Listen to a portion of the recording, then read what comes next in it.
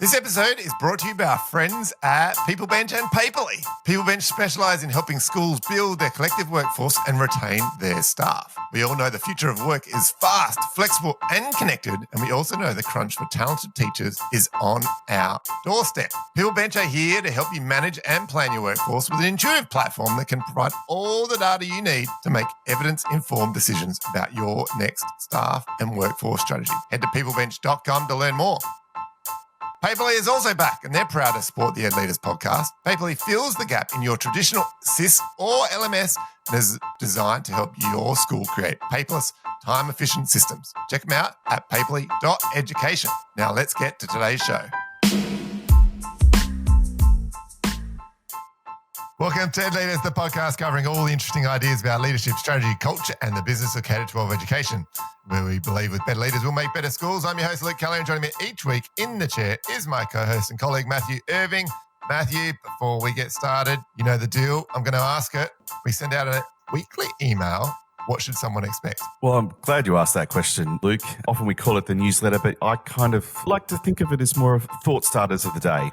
So if you're looking for something interesting, something different in your morning before you start work, I'd highly recommend subscribing to our weekly email. Not bad, Matt. I'll give you a 6 out of 10 for that. You can sign up for the newsletter at edleaders.com.au. Now, on to today's guest, Dr. Adam Fraser. Dr. Adam Fraser is a peak performance researcher who helps people strive to achieve better performance in everything they do. His company conducts cutting-edge research with different universities all over the world, then disperses that information in a practical form through books, keynotes, workshops, training programs, online programs, and customized consulting projects. He's the founder of the Flourish Movement, a project that seeks to safeguard the well-being and fulfillment of current and future school principals. So he's talking our language here on Ed Leaders through research, longitudinal intervention, and group-based engagement. So without further ado, let's get to it. Dr. Adam, welcome to the show. Hello. It's a pleasure to be here. Looking forward to it. Excellent. Well, we love to start the show with a little bit about your personal and professional journey. Wow. How long have you got? You've got exactly 3 minutes. Should this be a brief thing? So what are you specifically asking? Just about the journey in your career, essentially. You know, where you started, how you came to be where you are today. Cool. Yeah, started out at university doing a computer engineering degree, which was the biggest mistake of my life. Hated it. Somehow passed. I don't know, but I did a year of that, and then I kind of went, man, I can't go back, and started to think about what I really wanted to do. And then I changed to biomedical science, which is kind of a blend of psychology and physiology.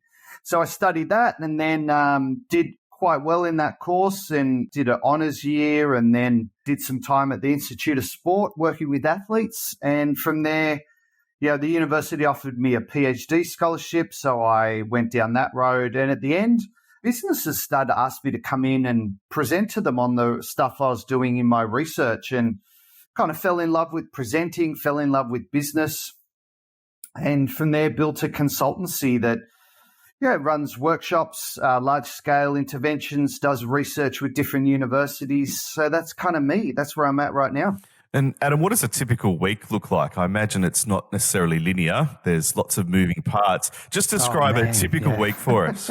There is no typical week. This week I'm actually in monk mode. So I'm writing my latest book. So this week I'm kind of at home on my own, just really immersing myself in that.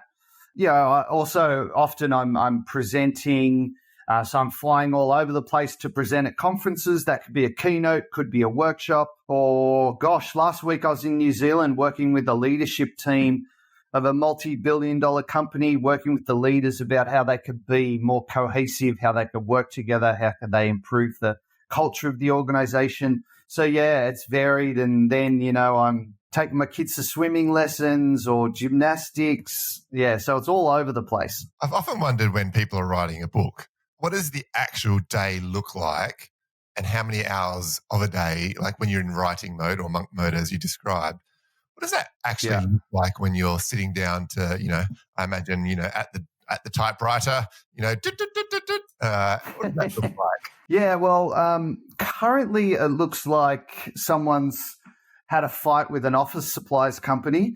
I got Post-it notes everywhere. I've got scraps of paper. So what I tend to do with the book is probably write it in my head for about a year before I start. And that's just, I have an idea or I have a concept and I start fleshing it out. Like, I'll drop it in presentations to see how it's received, or I'll talk to people at conference dinners. And then once I feel that the idea needs a book behind it, I'll then start planning it out. So I use Post-it notes to put up all my ideas, and then I start organizing them. And then I'll start writing bits, and then I'll go back to the Post-it notes and go, oh, no, that sucks, or that's not the flow, or this should come beforehand.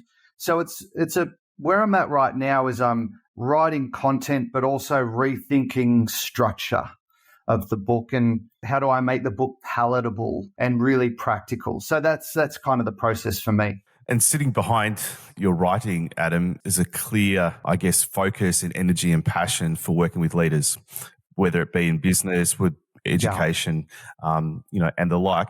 Sort of describe your why. What's driving you to do the work that you do? Yeah, wow, that's a deep and very profound question. Inherently, I'm very interested in ideas and the shaping and sculpting of ideas so that they can become really tangible and practical. But I think my overarching why is I'm really interested in high performance. How do we do what we do, but how do we do it better?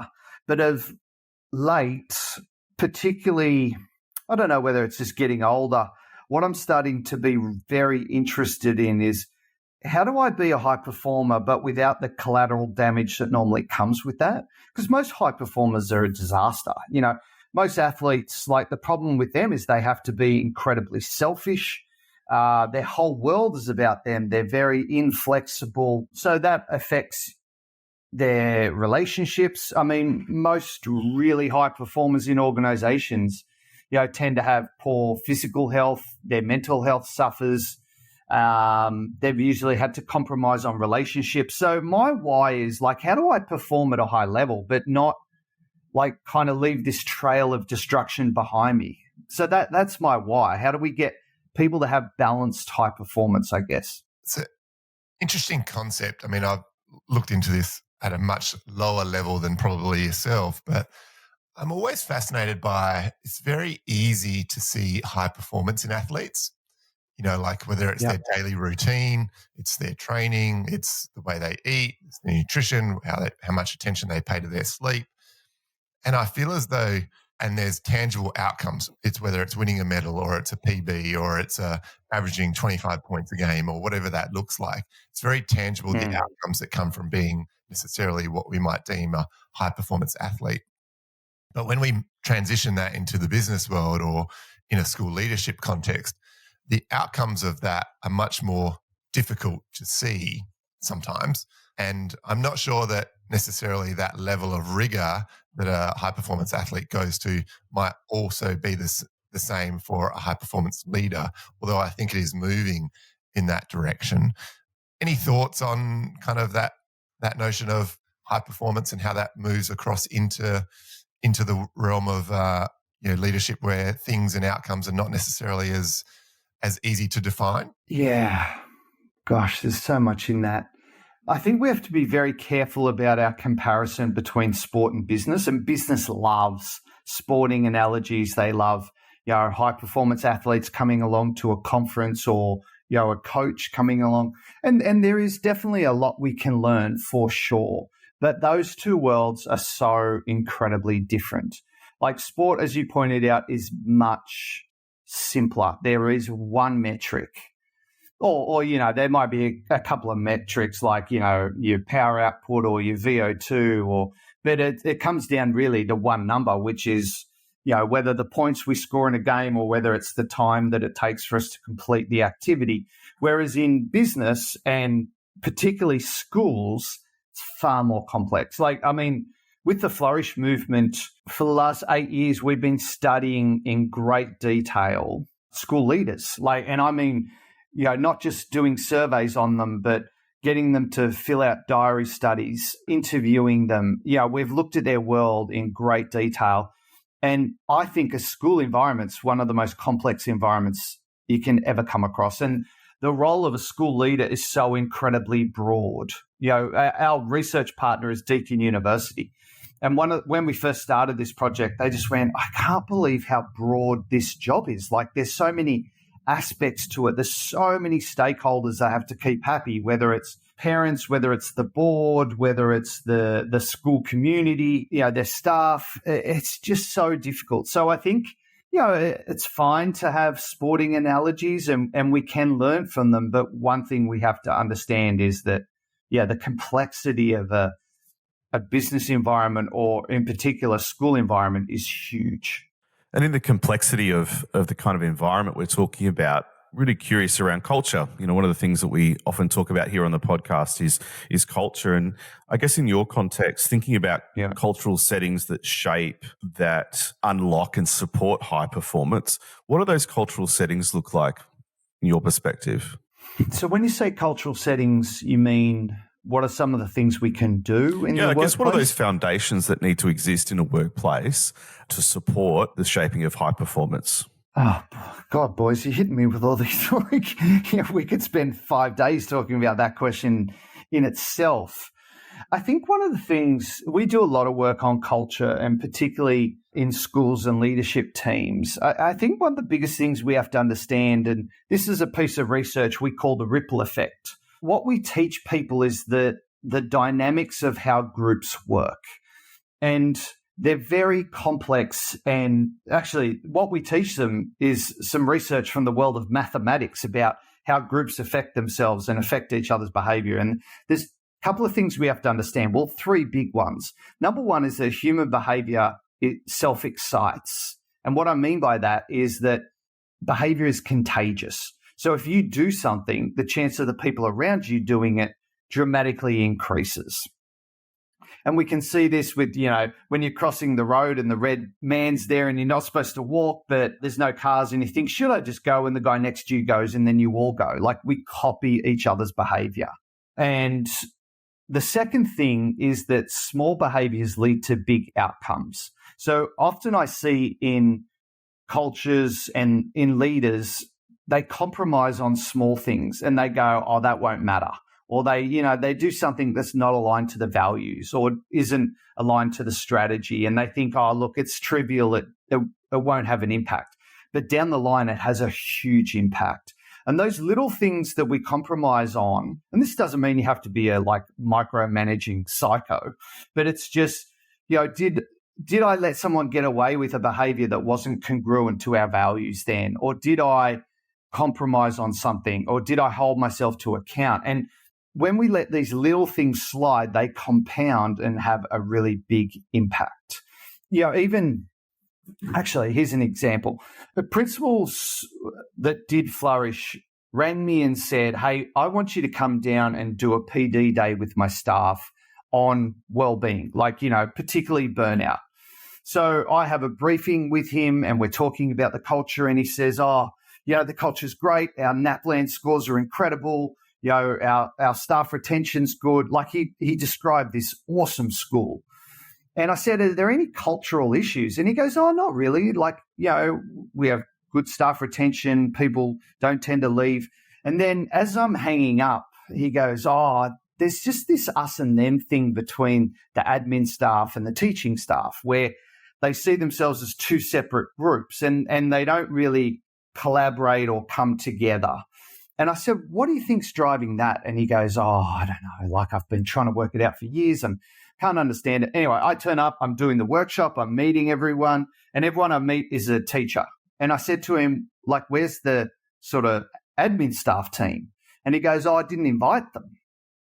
And I'm like, what? He goes, I didn't think to invite them. They're still working. And I went, I wonder where that us and them thing comes from. And he was a great guy and a great leader, and he cared about everyone in the school. But those little signs and symbols say a huge amount, because we're in this room laughing, having a great time, talking about, how we look after ourselves. They're still out there working their guts out. So that's the second thing. And the third thing is to understand that every single person affects culture. So what our research with Deakin University shows is the biggest thing that stops cultural transformation is we outsource responsibility of culture to the most senior person. So we go, well, that's the principal's job or the APs or the DP or the executive team. They're in charge of that. They're in charge of culture, and not in a rude way, but just in a, that ain't my job way. And what we've shown is that every single person in a group affects the culture of the group. And what each person has to think about is, how do I affect this workspace? How does my mood affect it? How does my behavior affect it? And so often people complain about the culture that they act in a way to reinforce. So I think they're the three big things: that human behavior is contagious. So people will copy what we do. Small things matter, and we shouldn't compromise on small things. And the last one is to understand that every single person has an influence on the culture of our school. Certainly quite a few questions I could ask based on those three things. I guess one thing I want to ask there is about the small behaviours and, working with your team to address those small behaviours or behaviours that are inconsistent with your culture or values. And I'm wondering whether with the principals and the leaders that you've worked with over your journey, whether there's an innate ability that some people just do that very well, from a young age, or whether that skill of holding to account, I don't like using that terminology, but being able to kind of have the conversation in the moment gets better with age and maturity and experience? Look, I think each of us have certain skills and talents and strengths. But one thing I definitely know is leadership is a skill, and we can get better at it. And I've seen over 25 years all sorts of leaders evolve and improve and really start to have a much more constructive impact on their school. But what it requires is self-awareness. And that is something that we really struggle with, the ability to be aware of our impact on other people. And, obviously this is a complex thing because, as a leader, how often do we get feedback? Like, do our team actually give us feedback, or are they scared of us so they kind of don't give us any form of feedback? So I think as we get older, we get more self-aware. I'd like to say we get less consumed by ego. We're more open to feedback. So I think the biggest thing about the skill of leadership and getting better is that self-awareness, that also humility. Like, what is so important is to be humble around, I allow people to call me on my behavior, or if I'm in a meeting and I act like a jerk, afterwards I apologize to people and I own it. So I think self-awareness, humility, but also creating an environment around you where you allow other people to call you on behavior creates such a healthy culture. Because if you're looking at a leadership team, say, there's 8 in the leadership team, and that has a dynamic where they are self-aware, where they think about their impact, they are humble, they do accept feedback, and also having environments that allow for feedback. And this is something I've worked really hard in my organization to achieve. And my team feel very open to giving me feedback. And the other day, I was in a meeting and I was in a bad mood and someone had made a mistake. And I brought it up 4 times in that meeting. Like, I kept going back to, but you did this. And my ops manager pulled me aside afterwards and said, hey, actually, I won't repeat what she said, but you were not very nice in that meeting. You have to apologize to that person and you have to own it. And as soon as she pulled me aside, I just went, I know what she's going to say. And I just said to her, you're absolutely right. And I went, saw that person and I said, hey, that wasn't about you. That was about me. And I took it out on you and there's no excuse. I'm really sorry. And this is something I've seen not only myself, but other leaders, is when you own your stuff and apologize and do better, man, that builds so much emotional capital. And I've seen some seriously senior big leaders do this. And gosh, it makes an impact. So that ability to take feedback, but also act on it and own it I think that's so incredibly powerful. And Adam, I Can't think of anyone who's given you that feedback before, Matt.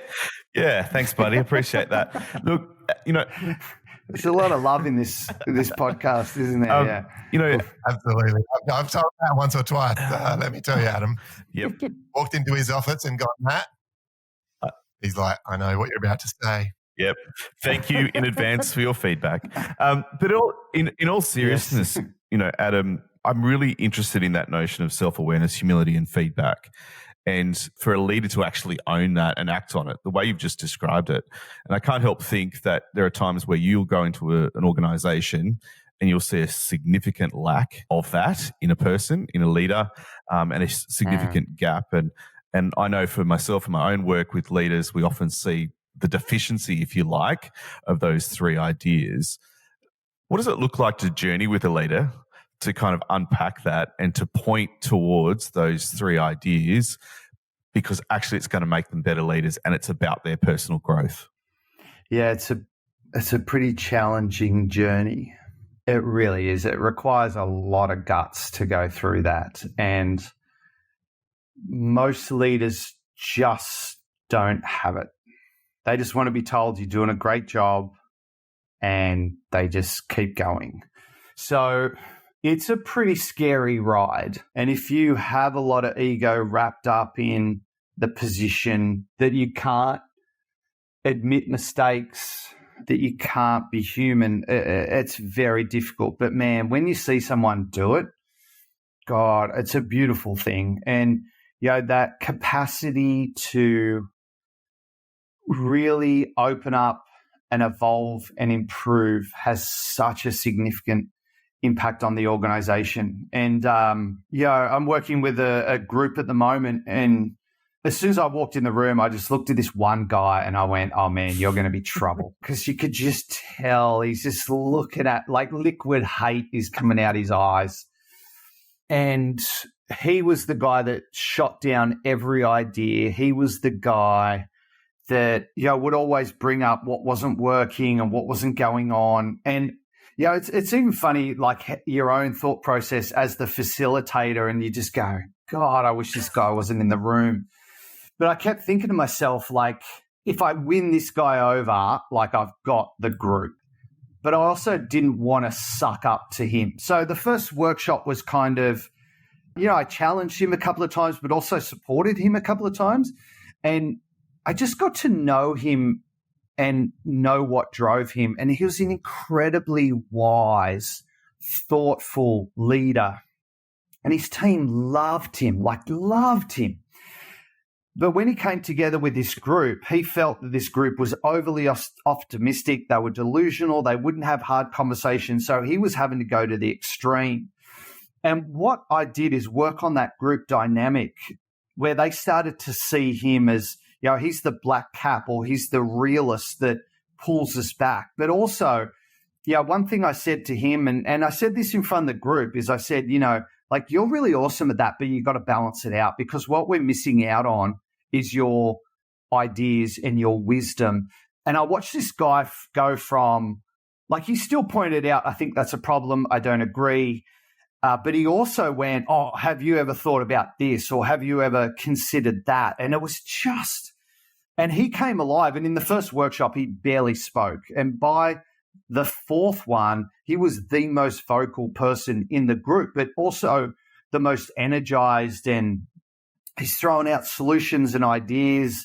And I think, he's one of the wisest people I've ever come across in terms of a leadership perspective. So, when it is a really hard journey, but when you see people evolve and improve, man, it's one of those great things.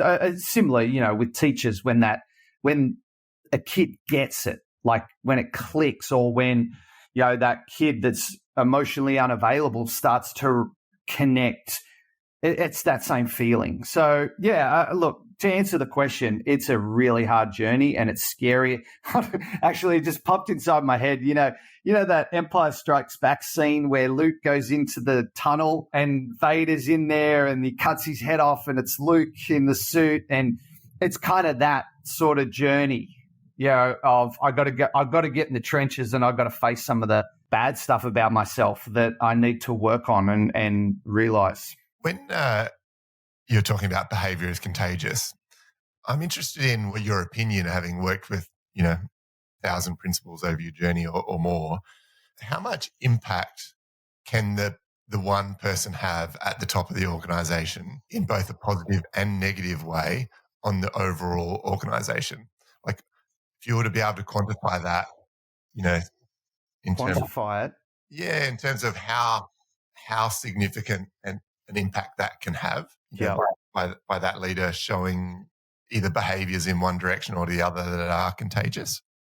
Yeah, look, so I'll put some caveats around this. Going back to my original point of everyone affects culture. So what we're not saying is that culture is only the role of the leader. It's everyone's role and everyone has an impact. But obviously, the most senior person in that group has the most significant influence on that group. So you could look at it and say that, well, the principal's behavior is the most contagious. And as you've said, like, we've had over 1,000 school leaders go through Flourish. And that is, it's an 18-month process. One term, they do the research. So we give them lots of time to do it so it doesn't, become a chore. So we space it out. Then they do one workshop each term for 4 terms, and then we remeasure them at the end. And during that process, they also get support and coaching. So we get to know them very, very well. And they have such a dramatic influence. But coming back to the self-awareness piece, I think so many of them don't realize the influence they have or don't realize the impact they have. And that's something we teach them in Flourish, is around, like, how do you affect the mood of the school? How do you, what sort of standard do you set? What sort of culture do you create?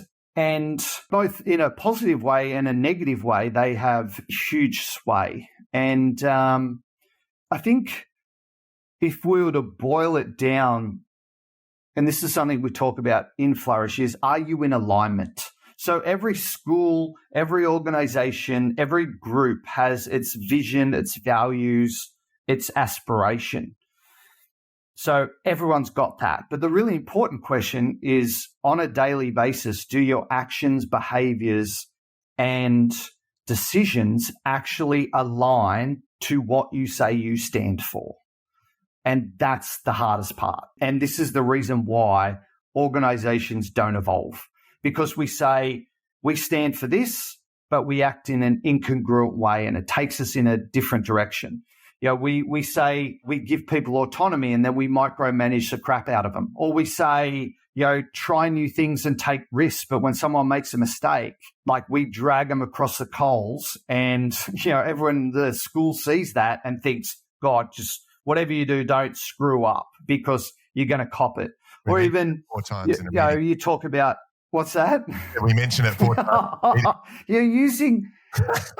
You're using my own stuff against me. This is not a safe environment. Good help. Yeah, I will bring it up ad nauseum. But I mean, if I look at myself, I went, let's innovate and take risks. But when things would go wrong, I'd get all passive aggressive and sulky. I would talk about the fact that we're all one team. But one of my staff pointed out, yeah, you say that, but you got favorites.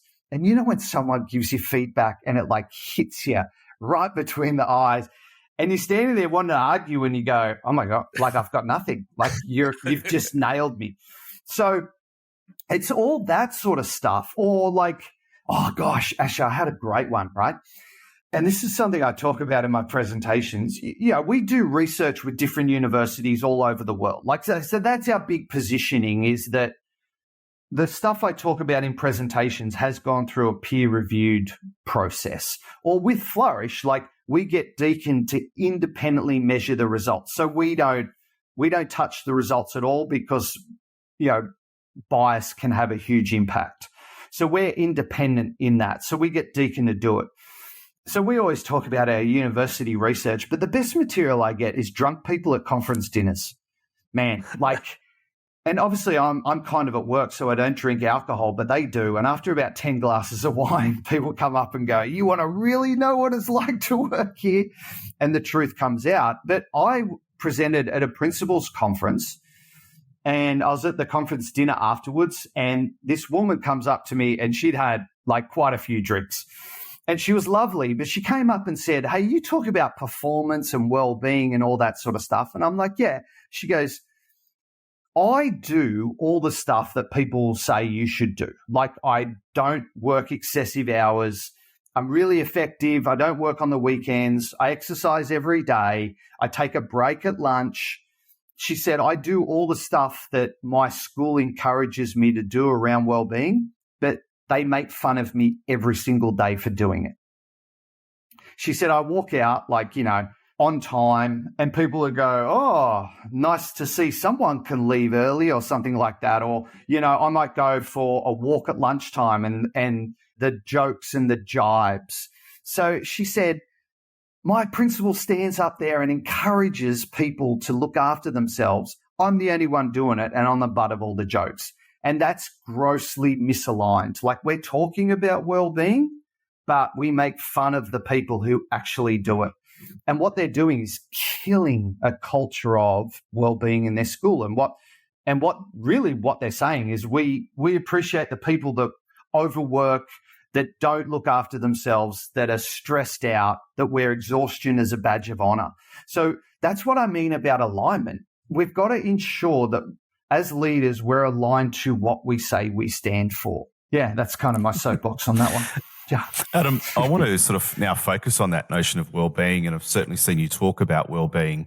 And we often talk about schools being a reflection of society, and we know that we are sort of engrossed in this sort of this movement of well-being, if you like. How do you best describe well-being, but also how do you best describe where perhaps our worldview's gone a little bit wrong when we talk about well-being in our organizations? Oh man, that is a great question. That's a great question, because I've only just over the last 6 months started to really think about this. And here's where I think organizations go wrong. And sorry, Matt, you'll probably have to remind me of the first part in a second. But we talk about well-being, but we kind of put it off to the side in like a little box. And we go, here's our work and here's what we do on a daily basis. And we dip in and out of well-being. And well-being is, I do a mindfulness course, or I eat broccoli, or, it's these sort of habits. But what we've found in our research is what improves well-being massively is, do I have clarity about my role? Like, do I get feedback on how I'm evolving? Do I have fun at work? Like, is it a playful, fun, safe environment? Do I feel like I'm making an impact? Do we take time to reflect on progress? Do we celebrate the victories?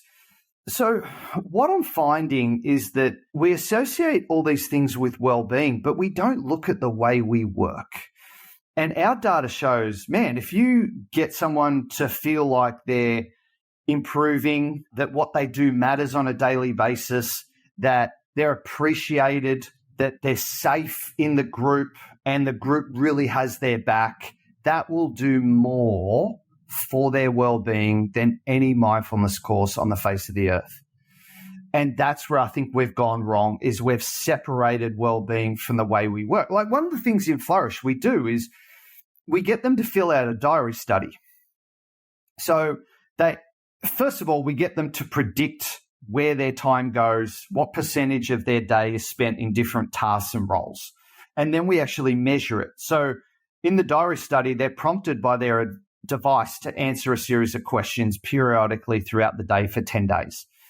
And when we compare where they think their time goes and where it actually goes, on average, like, they underestimate how much admin they do by 200%. They overestimate how much leading they're doing by about 80%. So number one, they don't know where their time goes. But number two is most of their time is spent in tasks that they do not enjoy, that don't give them flow. Because we also measure flow, which is that state where you're in the zone and you're just loving what you're doing and you're engrossed in it. 44% of their day is spent doing the top 4 tasks that they hate the most. And 13% of their day is spent doing the tasks that they actually enjoy. So, like, if you could just re-engineer their jobs slightly, that they could be doing things that they really enjoy and care about, that's going to increase their well-being. Now, one of the other things we did with the diary study is measured interruptions, how many interruptions they have every day. The average school leader is interrupted 58 times a day, which works out to be, I think it's one every 6 or 7 minutes. So every 6 or 7 minutes on average, someone comes in or something comes in and takes you away from the task you're doing. Now, that cognitively, that is so exhausting, and that creates so much anxiety in their brains.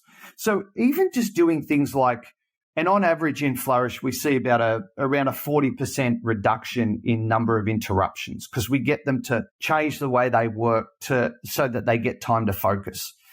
And two of the biggest things is lower amount of interruptions and more bright spots in their day, which is the stuff they love doing. Man, those two things have a huge influence on well-being. No, I'm sort of interested in that and in those elements of sort of bright spots, if you like. They're the things that bring us joy. Yep. They're the things that bring us that sense of fulfillment at the end of the day. But is there a falsehood in there somewhere that actually, sometimes it's just really, really hard being a leader, and that actually we can't feel joy and fulfillment all the time? Oh, totally. I mean, and we're not being delusional here. This is not about skipping through fields in a white linen and, a stranger is just a friend I haven't met yet. It's not that sort of delusional day, but in a day, can I engineer and drop in some bright spots? And whether that is, and it's what we've found is for every leader, it's slightly different. For some leaders, it's coaching of staff. For some leaders, it's working on research around innovation in the way they teach, or any sort of innovation in the way they run the school. For some, it can be just visiting classes. Well, I was talking to one principal who now plays handball in the yard with, some of the kids at lunchtime. So it's very personal. Or even it's just, I'm going to carve out an hour of the day where I get to sit and focus and work on things that I've been trying to get to. So the bright spots piece is much more about, here's what lights me up and energizes me in the role, and can I sprinkle a couple of those across the week? Because one thing we also measure is mood and energy levels. So for educational leaders, mood and energy starts highest at the start of the day, and then it drops off really quickly, because most of the day is spent doing things that drain them. And it's just, what we get them to do is drop a few of these into their day. And some days there's going to be times where you can't fit them in, or you have a critical incident or something goes wrong. But it's about looking for that joy and that interaction that, re-energizes them and gives them a lift in their day and reminds them of why they do the job. But as you said, Matt, one thing we have to understand is that leadership is incredibly hard, and we're going to have hard days and hard conversations, and we're going to upset people. So it's not about avoiding those things, but it's about, how do I balance this out? As a leader of a school, you're probably aware that on average, around 80% of the cost of running a school is the salaries and on-costs of its workforce. And yet most schools do not have a comprehensive visibility of their workforce data and metrics. That's where People Bench excel through their patented and school workforce benchmarking and strategy development platform. They use data science, machine learning, and predictive analytics to provide insights and resources that support school leaders to become self-sufficient in responding to the future of work in schools. The platform can benchmark your workforce data to other like schools, build your workforce strategy, and monitor progress on metrics like teacher resilience and workforce culture, while keeping an eye on how these factors impact student outcomes. A PeopleBench subscription provides your school or system with access to their school workforce research, school workforce benchmarking tools, dashboards and reports, workforce resilience tracker, their workforce culture tracker, their workforce strategy tracker, and much, much more. Check them out at peoplebench.com. I've got a question for you. How many paper processes does your school have? Well, that's where Paperly comes in. Paperly is an integrated one-stop shop of intelligent workflows that can help your staff save time and reduce that administrative burden that we know exists in schools and we all face on a daily basis. They're a completely modular admin management solution, meaning you just choose whichever of the 16 super useful modules that your school needs. My personal favourite that we use is their calendar module, which makes the administration of the school calendar so much easier. Check out paperly.education today and chat with the team about a demo for your school. Now back to today's show. Adam, I was at a conference yesterday speaking, and I talked about the start of this podcast, like the start of the journey of this podcast, and pressing the publish button and kind of putting it out for the first time on LinkedIn. And we had 5 listeners in the first month. And I was talking to the audience about how scary that was. Like the discomfort for me and Matt, by extension, of pressing the publish button and producing something that was going to be out there for anyone to kind of listen to was really... and judge. And like all of those things. But it was a very, like, the feeling at the time, even though, you know, like 80 episodes later, it's not like that now, but there's a real discomfort in the feeling of that moment. And I'm interested in your perceptions or, you know, what research you've done around it's okay to feel that discomfort. Like great things can come from feeling discomfort, feeling the fear of doing something and doing it anyway. And how as a societal shift, it seems that we've kind of gone so far down this, got to feel good, got to feel happy, got to feel content all the time, that sometimes that is constricting us from progressing as either an individual or as an organization. Collective. Yeah. We were talking about the book writing process. At the start of 2020, I released a book called Strive. And the tagline was embracing the gift of struggle.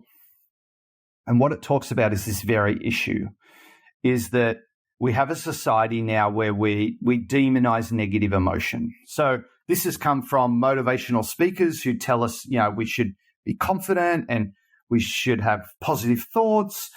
The happiness movement that has said negative emotion, positive emotion is good and good for you, negative emotion, bad and bad for you.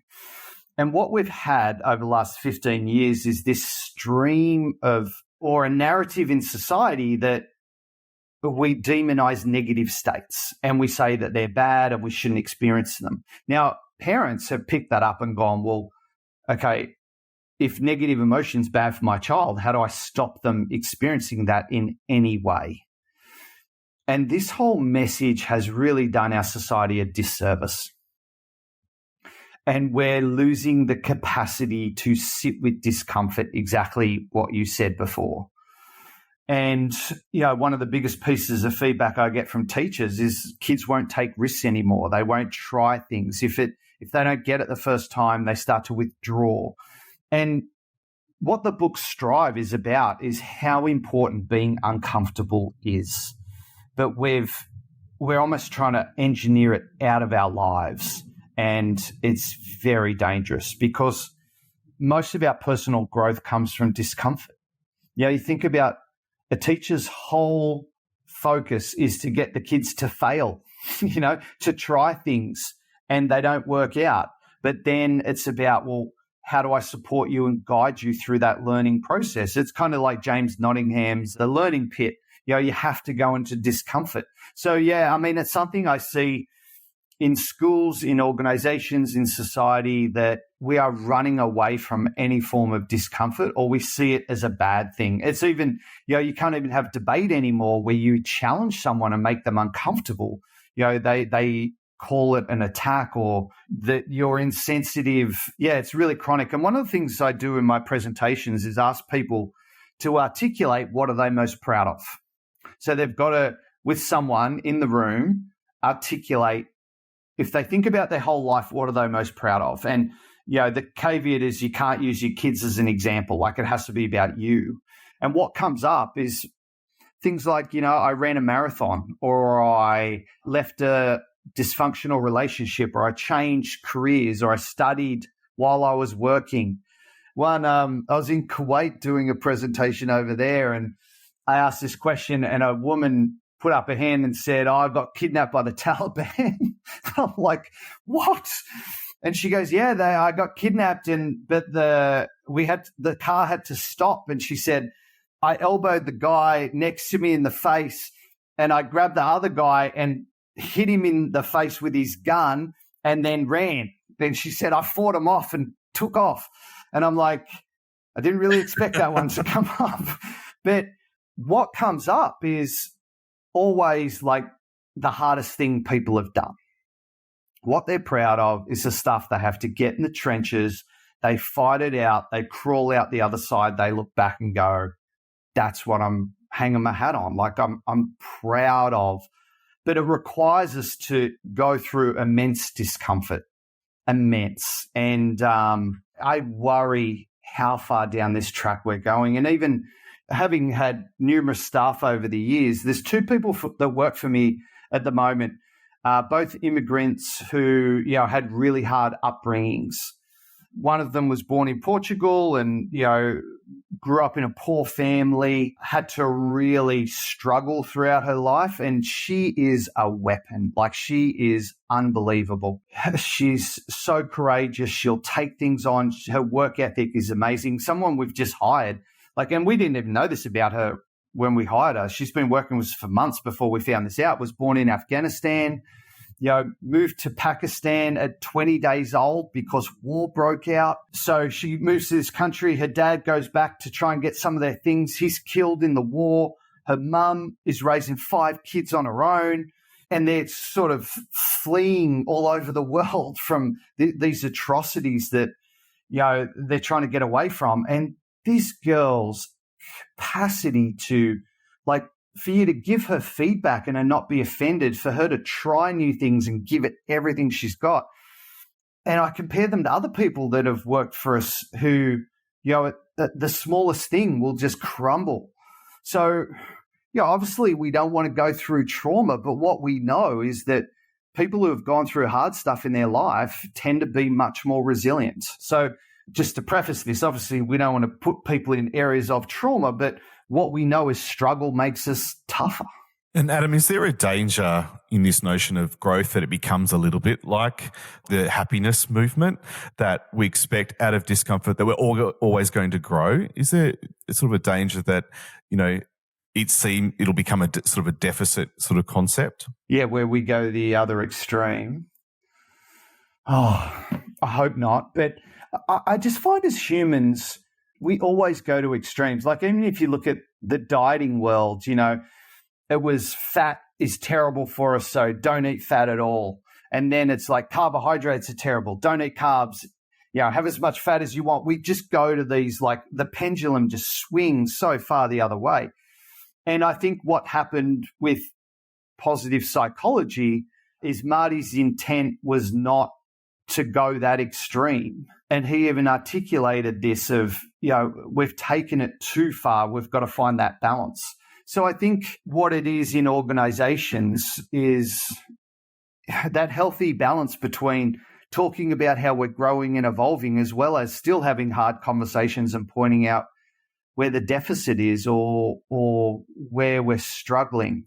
So, what I try and do in my organization is we have a very open feedback culture, but one of the reasons we can do that is we also have a real open praise culture where we talk about how people have gotten better. And, we call them active, constructive conversations where you go into detail about, man, listening to you on the phone with that client, that was amazing. And I thought you handled this really well. Here's the growth I've seen. A month ago, you couldn't have had that conversation.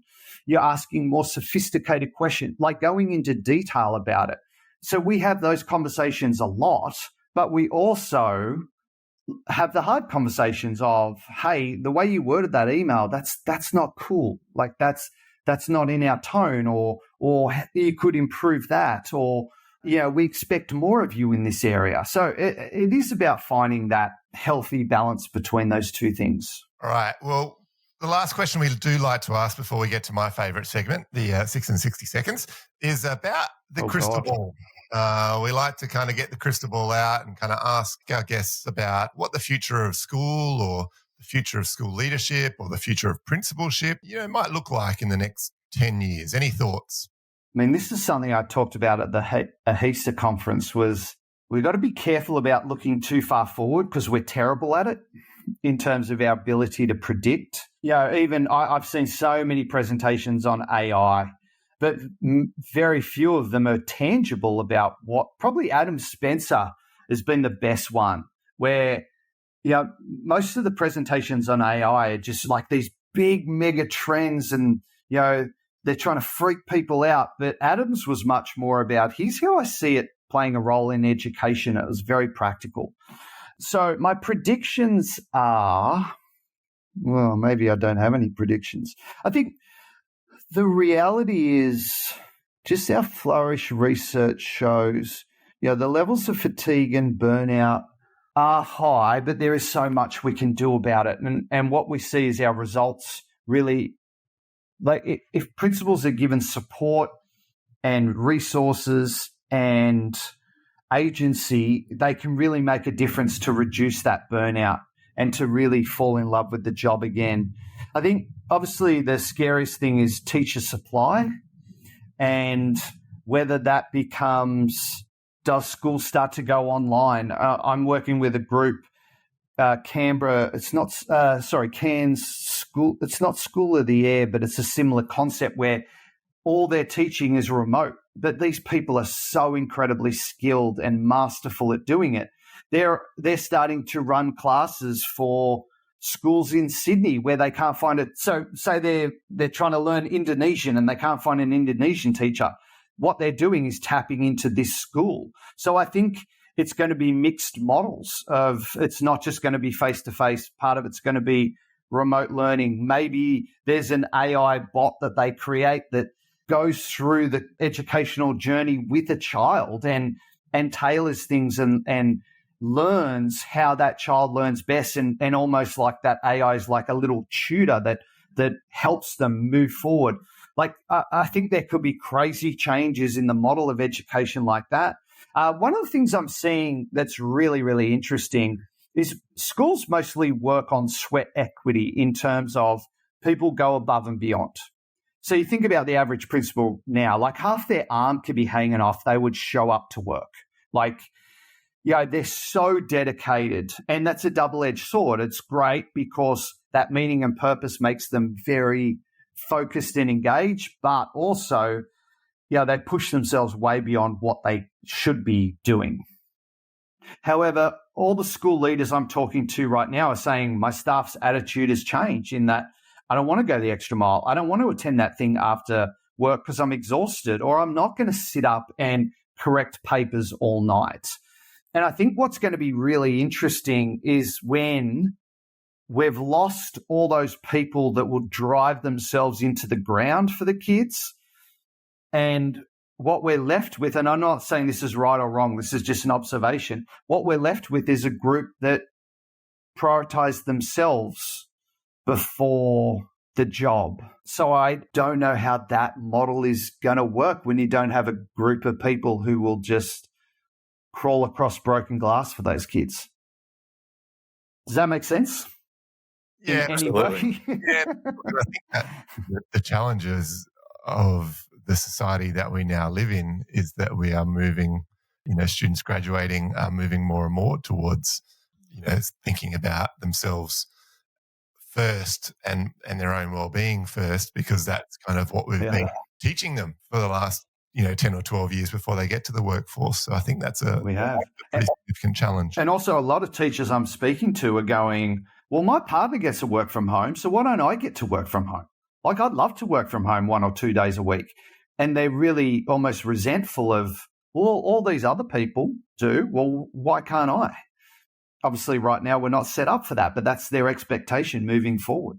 All right. Well, that brings us to my favorite segment, 6 in 60 seconds. It's one word or idea is the goal here. I give everyone a little grade at the end, depending on how well they've followed the rules, because generally no one follows the rules. So we'll see how you go. You ready? What are the rules? Just one word idea. Okay. All right. All right. One educational narrative that's been underrated or overrated in the past decade. I think growth mindset has been overrated. One underrated role in a school or your own organisation. Oh, geez. I think, in terms of office staff, admin staff, man, they're amazing. And I think them. The most interesting professional development or professional learning that you've ever done. Spent 3 days with Brene Brown. If you could change one rule or one thing in education, what would it be? That people in the department had to act in alignment to, does their activity have a tangible impact on students in schools? One book worth reading? 4,000 Weeks by Oliver Burkeman. Well played, you. I thought you were going to recommend your own, but that's okay. Well played. One person we should interview on the podcast. One person you should interview. Simon Breakspear. All right. I reckon that you've done pretty well there. I'm going to give that 9.5 out of 10. Well played. Actually, no, I'm going to ramp that up to a 10 out of 10. You followed the rules, didn't elaborate on any answers. Well done. Perfect. So, what a way to start my day. 10 out of 10. I'm going to call my wife. Exactly. Bring you a little bit of joy and a bit of happiness there. That's my bright spot. Your bright spot for the day, 10 out of 10. Well played. Yeah. Well, that brings an end to our show for today. I hope you've enjoyed our little chat with Dr. Adam. Matt, closing comments. Hit us with them. I know you've got them. Well, I really enjoyed the sort of discussion we had around leadership, self-awareness, humility, feedback, and that ownership of self. I think was really important. Really liked the notion of the small things impact culture, and it's everyone's responsibility, and it's a great reminder to not only leaders but also to sort of teachers and other staff members in our schools. Really liked that idea of well-being and the focus on, do I have clarity in my role? And just that one thing, that foundational thing, has a significant impact on people's well-being. And I think engineering bright spots, I think that's a really practical piece to take away from our discussion today. Luke, what have you got? A couple of similar ones. I also love that nature of it's everyone's responsibility, not just the people in the ivory tower at the top in the leadership roles when it comes to culture. And it is those small things. And I know I've kind of been over the last few weeks trying to reflect. I've watched a lot of Ted Lasso over the last few months. And what would Ted do in these situations? And, it's those small things along the journey that really make the difference. And I think the effects of those small things and how you relate that to, yes, those things are contagious. And I think that, that entire show is an example of how those little things that he does and that leaders can do are contagious to the community and the organization that they're building and the culture that they're building around them. So I love that aspect. The other bit is just the bright spots. I do think that anyone in an organization, you don't necessarily just have to be the principal or in the leadership team, but everyone's got to make time for those bright spots. And I love that example of, if you love playing handball, go out and have a game of handball once a week. Find the time for that 20 minutes to find some joy, on a regular basis of the things that are going to light you up. And also, of course, that self-awareness and trying to continue to develop that self-awareness. I think it's an ever growing, ever changing, and ever kind of evolving landscape of your own awareness. And as you grow as a leader, some of that awareness has to shift and change, and creating a culture where those people that work closest with you can walk into your office and go, how that came across? Not so good. And I think, to your point, I'm not sure that every principal has enough of those people around them on a daily basis that is giving them that candid feedback in an honest and transparent way, in a manner that's actually about making that leader better. It's coming from a really good place, a really honest place to say, I want to see you be great. Here's some feedback to help you be great.